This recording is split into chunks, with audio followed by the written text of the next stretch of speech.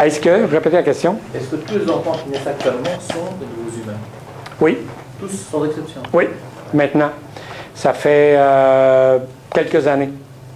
Dans mon livre, j'avais écrit à l'époque que c'est à partir de 2010 que ce serait 100%. Mais c'est arrivé avant. Il y a une accélération de tout le processus, oui. Depuis combien de temps est-ce que les premiers sont arrivés? On a commencé à les observer, parce qu'ils étaient plusieurs, dans les années 1970. Mais il y en a qui sont arrivés avant. John Lennon en est la démonstration. OK? Ça va? Très bien, merci. Oui. Est-ce que vous pensez qu'ici, nous ne sommes pas tous des nouveaux enfants? Qu'est-ce qui nous prouve pas que nous ne sommes pas tous comme ça, mais nous ne le savons pas? C'est une très bonne question. Et je préférerais pouvoir vous répondre, oui, vous avez raison. Vous pouvez le répondre, hein? Oui. C'est dire oui. Nous avons tous... Personne ne sait. Une personne ne sait exactement. Nous avons tous ce potentiel. Tout à fait. Nous avons tous ce potentiel de développement et même... il y a de l'information qui circule à l'effet que notre ADN à nous aussi est en changement, parce que l'ADN des nouveaux enfants est différent. Et que notre ADN à nous est en changement. Donc, quand on va passer de là à là, c'est un changement aussi à notre niveau physiologique qui se fait. Oui, parce qu'on dit qu'on n'utilise que 10% de nos pouvoirs.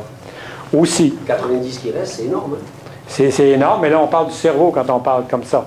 Et dans la nouvelle énergie, il faut descendre au cœur. OK? Donc, c'est l'énergie du cœur. Et merci de préciser ça. Ça m'amène là. C'est important. J'avais comme passé par-dessus. C'est l'énergie du cœur. Et il faut qu'on apprenne à regarder les choses et les personnes avec le cœur. C'est là que les nouveaux enfants sont. Et quand on leur parle avec notre cerveau, avec notre grosse logique, ils ne comprennent pas. Parce qu'eux, ils comprennent avec leur cœur. Et qu'est-ce que c'est que comprendre avec le cœur? Ben c'est comprendre avec l'amour. Est-ce qu'on peut vivre qu'avec le cœur sans argent aujourd'hui? Vivre avec le cœur, ça ne veut pas dire qu'on n'a pas d'argent. Ça ne veut pas dire qu'on ne peut pas faire de l'argent. Moi, je connais quelqu'un qui vit avec le cœur et qui est en affaires. Sauf que, bien sûr que vivre avec le cœur, c'est toujours une question d'interprétation. Vivre avec le cœur, ça ne veut pas dire que je donne tout à tout le monde, puis que j'aime tout le monde, tu sais, que je fais... non, c'est pas ça que ça veut dire. Vivre avec le cœur, ça veut dire voir le bon côté des personnes, voir toujours la partie positive chez l'être humain, y compris chez les dictateurs, y compris chez les personnes qui nous placent en situation d'évolution. Voyez-vous?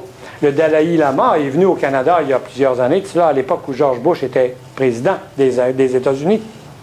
Et le Dalai Lama, à l'époque, bon, la guerre du Golfe, pas la guerre du Golfe, la guerre en Irak et tout, on demande dans la salle au Dalai Lama, qu'est-ce que vous pensez du président Bush? La réponse qu'il a faite, c'est qu'il fait un très beau travail. Voyez-vous? C'est tout.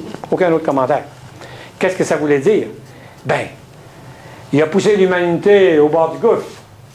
Il fait un très beau travail pour nous ouvrir la conscience, pour nous montrer, regardez le monde. Est-ce qu'on continue? Voyez-vous? Et c'est ça, c'est comme ça qu'il faut. Ça, c'est regarder avec le cœur.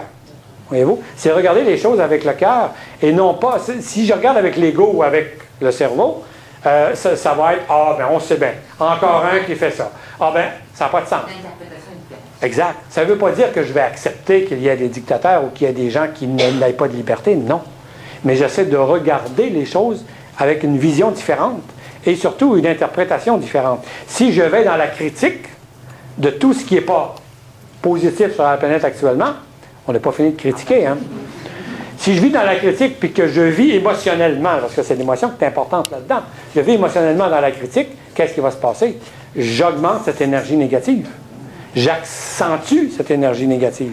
Mais si je regarde les choses avec le cœur, puis que je remercie avec mon cœur ces gens-là de vivre ça ou de me mettre dans la situation pour apprendre, ben voilà, je vis de cette façon-là. Mais je peux être en affaires, peut être dans le cœur. Aucun problème. C'est sûr que si je suis en affaires et je suis dans le cœur, il y a quelque chose que je ne voudrais pas faire. Aussi. Mais ça ne veut pas dire que je ne vivrai pas.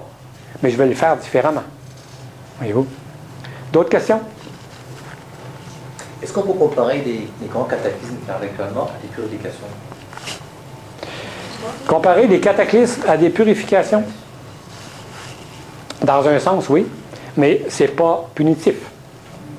OK? Il n'y a rien de punitif dans ce qui se passe actuellement. C'est une évolution.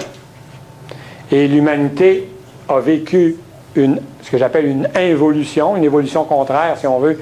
On est descendu dans le gouffre parce qu'au début de la planète Terre, les gens sur la planète Terre étaient plus avancés que nous, là. Étaient très développés spirituellement, etc. Sauf qu'à quelque part, on a voulu vivre une expérience de bas niveau et on est rendu au point où on est aujourd'hui. Maintenant, on se relève et on repart. On est devenu des chenilles, on a déjà été des papillons. On retourne papillon, c'est ça qu'on vit actuellement. Et donc, c'est pas punitif, c'est voulu, c'est planifié universellement. On n'est pas seul dans l'univers, contrairement à ce qu'on pense. C'est planifié universellement et on est dans le processus, on est venus tous, chacun de nous, le vivre, à notre façon et avec nos expériences.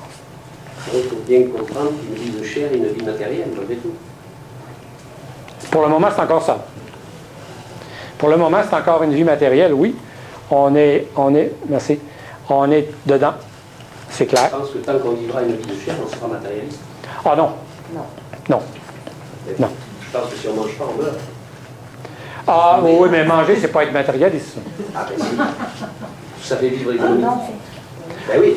Ben là, ça, c'est une grosse philosophie, là. Eh oui. Mais là, je vous dirais, pour passer de là à là, Oui, on garde notre corps. imaginez là, que tout ce qu'on connaît n'existe plus. Là. OK? Et cet exercice-là, on va le faire durant le week-end. Ceux qui vont venir, là, on va avoir du plaisir, on va faire cet exercice-là plus en détail. Parce que, imaginez-vous là, que demain matin, là, on a le choix de commencer à vivre sur la Terre de façon différente. Qu'est-ce qu'on fait? OK? On veut que tout le monde soit riche. La pauvreté n'a pas aucune raison d'être. On veut que tout le monde soit riche, tout le monde mange, tout le monde vit bien, etc. On fait quoi? On peut faire le petit jeu. Parce que, voyez-vous, il faut qu'on sorte totalement de nos paradigmes de vie. Tout ce qu'on connaît actuellement, ça va disparaître. Et je sais que quand je dis ça, dans votre tête, il y a un ego qui dit, ben voyons donc, ça se peut pas. Faites-vous-en pas, le mien aussi le dit des fois. Même si c'est moi qui le dis. Parce que, en dedans de moi, quelque chose qui, écoutez, depuis le nombre d'années que je vis sur la planète Terre, comment on peut vivre différemment? Ah ben oui, on va être là. Ah oui? Ah oui. Ah oui. J'ai écrit que nous le vivrions dans cette vie-ci. On part de là à là. Ça y prend pas 50 millénaires à passer au papillon, hein? Ça se fait en quelques heures, quelques jours, en tout cas, je ne sais pas trop, là. Je ne suis pas un biologiste, là, mais voyez-vous, on va vivre un changement aussi profond en très peu de temps. Et ça, on ne peut pas le croire. On ne peut pas croire qu'on va laisser tomber nos maisons. On ne peut pas croire que ça n'aura plus d'importance, parce que ça n'aura plus d'importance. Parce que les biens, comme dit le chanteur, il n'y en a plus de possession. On n'a pas besoin de possession. J'ai ce que j'ai besoin pour vivre. C'est ça. On va faire d'autres choses. Je pense que c'est pour ça que sa vie a été écourtée à ce moment-là. Que Sa vie a été écourtée, sa vie matérielle. Ah, ben ça, il y a... Que voulez-vous? Les gens qui ont une énergie trop forte, John Kennedy aussi est parti, hein?